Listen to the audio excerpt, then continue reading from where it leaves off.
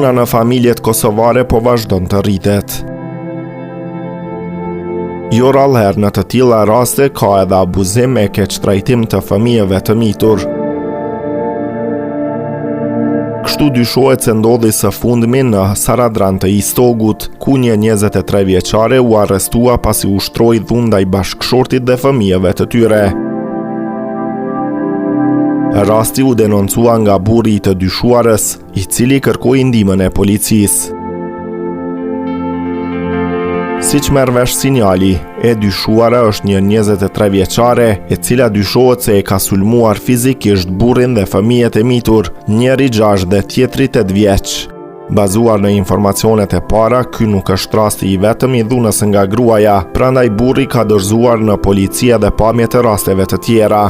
Pas raportimit të rastit, policia ka arrestuar të dyshuarën dhe e njëjta është shoqëruar në stacion policor për intervistim. Ndaj saj, prokurori i shtetit ka urdhëruar masën e ndalimit policor dhe inicimin e rastit për veprat dhuna në familje dhe keqtrajtimi i fëmijëve.